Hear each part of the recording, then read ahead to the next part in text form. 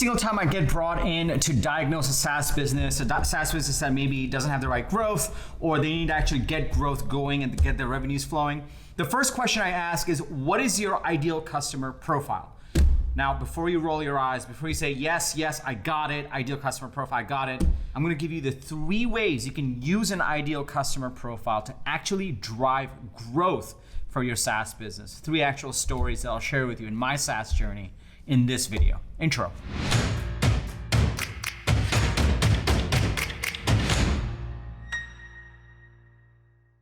What's up, everybody? Welcome to Unstoppable. I'm TK, and on this channel, I help SaaS startup founders like you navigate the path to the next stage of growth, navigate the path to product market fit. I bring an episode 3 times a week, every week. So if you're new, welcome. Be sure to smash that subscribe button and that bell icon so that you get notified. And also, if you're coming back, welcome back.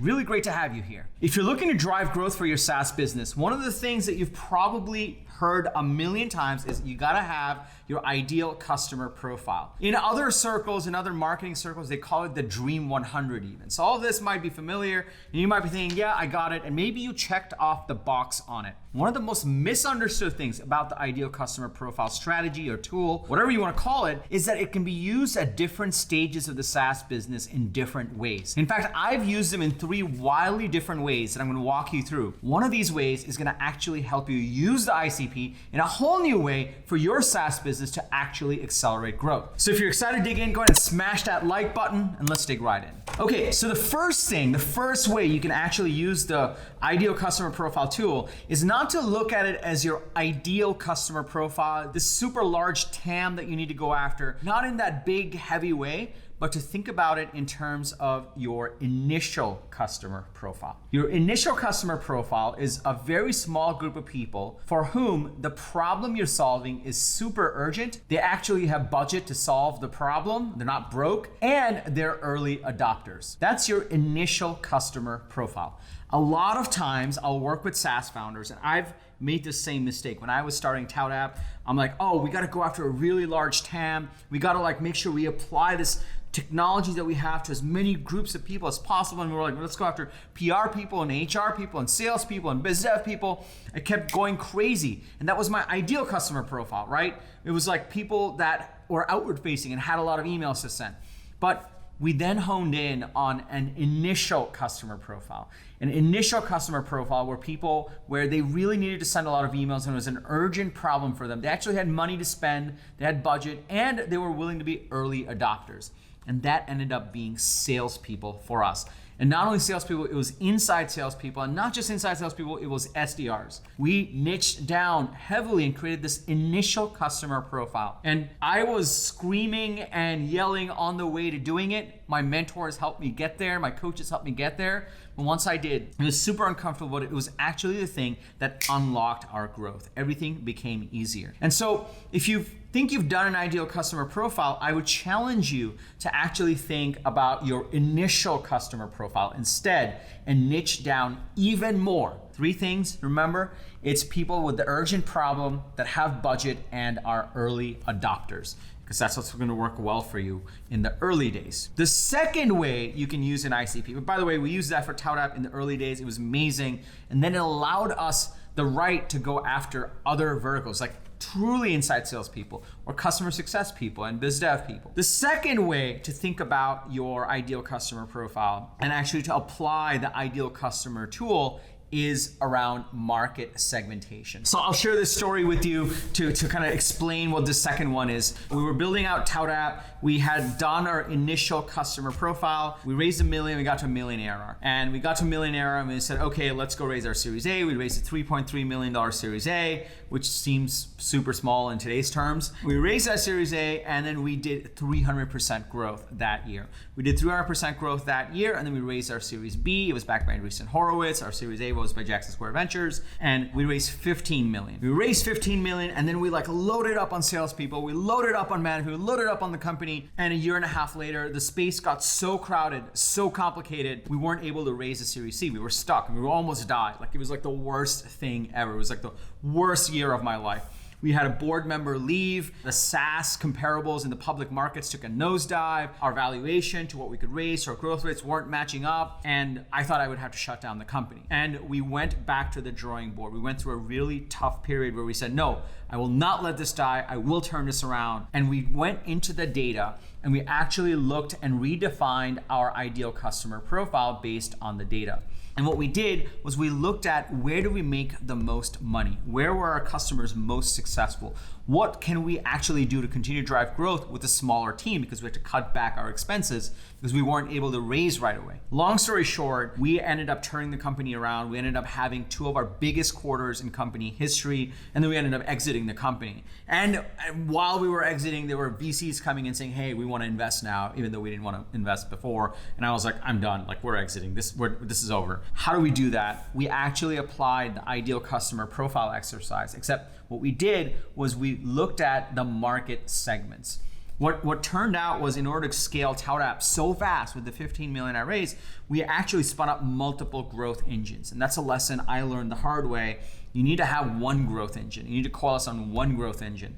And so we had something for the self-service business. We had the small business market. We had the mid-market. We were going after enterprise, and we were creating this corporate market. It was a mess. And what we said was, you know what? Let's recreate our ideal customer profile on a specific market segment. Let's cut all the people that are related to any market segment that's not related to our core market segment, which was the enterprise. Let's double down on the enterprise. Let's increase our prices. Let's just sell. And we did that through this ideal customer profile exercise. And everything just clicked once again. We literally ran a turnaround on that company. We almost died, and then we turned it around and had incredible success, and then we were able to exit. It was amazing. But I don't wish that on anyone, because that was like one of the worst years of my life. But you know what they say, like, it's like you don't learn from all your successes, you really learn from all your failures. That's when you really learn the true lessons. And the big lesson I learned was, man, you got to get your market segment right. You got to get one growth engine. So if you have revenues and you're looking to scale maybe to 3 million or 10 million, the one thing I'll tell you is really hone in on the market segment that's best for you. Hone in on that one growth engine. I have a third story for you. This goes into the Marketo story on how we did a 2-year transformation and led to the sale of for $4.75 billion to Adobe. And guess what? An ideal customer profile was core to that transformation. But before I go into that, let me just pause here for a second. If you're starting to see how an ideal customer profile is just not some checklist exercise, it's not a roll your eye thing. It's a very, very powerful tool that can be used in different ways. If you're starting to see that, go ahead and smash that like button so that the YouTube algorithm knows that you're getting value from this video. Comment below and tell me how you're using the ICP tool, and if you're thinking about using it in a whole new way, I want to hear from you. If you are in that process where you're thinking about the growth strategy for your business, I have a 5-point growth strategy guide. I'll link to it below, and I'll tell you more about it at the end of this video. Let's go to principle number 3. Principle number 3, okay, so it was Marketo. I joined fairly early so they bought ToutApp. Vista bought Marketo. They took them private. And then they brought in a new CEO. The entire executive team pretty much left. And the new CEO said, hey, we got to get some more talent in here. We got to get some more acquisitions in here. So one of the things they did was they bought Tout, and I joined the executive team as SVP of strategy. And one of the things that the entire team did early on, credit goes to Vista as well, was they did an ICP exercise. And long story short, Marketo ended up with a 2-year transformation. It returned an insane amount of money back to the investors, and we sold to Adobe for $4.75 billion. The secret of the big part of it was the ICP exercise. With Marketo, it was slightly different because it was a different scaled SaaS business. So you might be shocked, like, what's the secret? It's like you did an ICP thing. It's like, no, really, this is why I'm such a big believer in ideal customer profile and using it in the right way and the different ways you can use it. For them, it was really about creating a discipline around what's an ICP deal and what is not an ICP deal.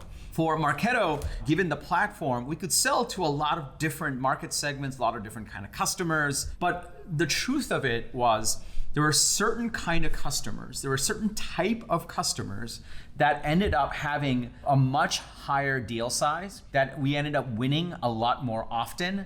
The customer lifetime value was a lot higher. Now, it may take a little bit longer, it may take a little bit more work to get those deals, but in the net long-term, net core of the business, they were healthier deals and they were better deals. Now, there were other kind of deals that this we would call non-ICP. These were deals that were just not as good. Like we could make some quick buck, maybe you could close the deal in 30 days, but those people might churn, they might not be successful, the deal sizes are not that big.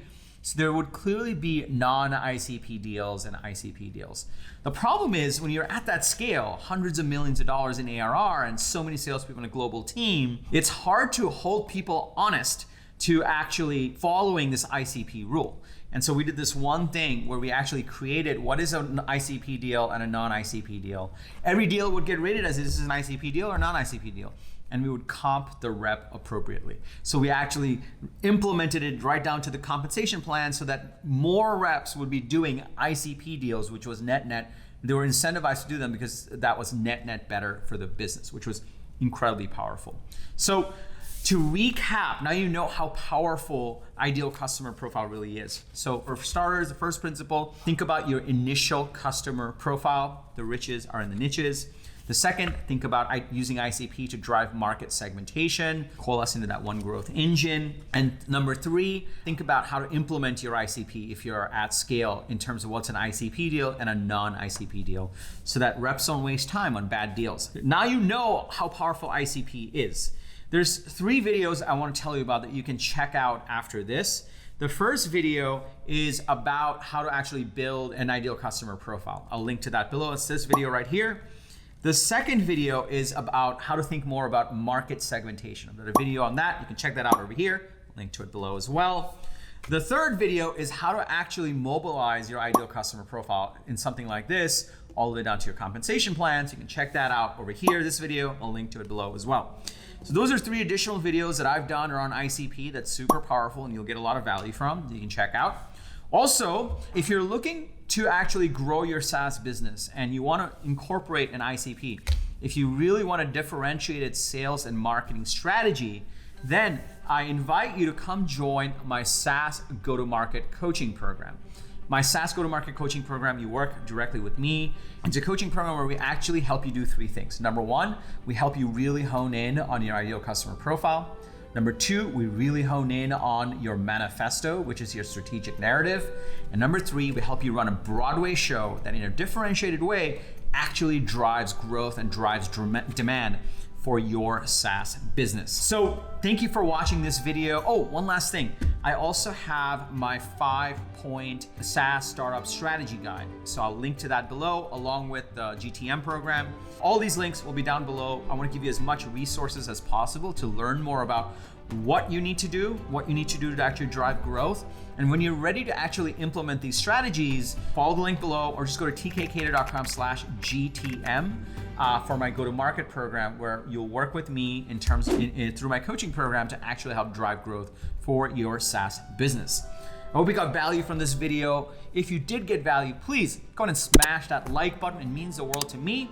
But more importantly, it actually tells the YouTube algorithm that this is valuable content, and that way we can actually grow our community, which really is what me and my team are here for. And lastly, remember, I drop an episode like this 3 times a week, every Sunday, Wednesday, and Friday. So be sure to hit that subscribe button and that bell icon so you get notified when I drop an episode. Go ahead and download my 5-point startup strategy guide that you'll get on my mailing list. I post content in my mailing list as well. And lastly, remember, everyone needs a strategy for their life and their business, but when you are with us, yours is going to be unstoppable. I'm TK, and I will see you in the next episode.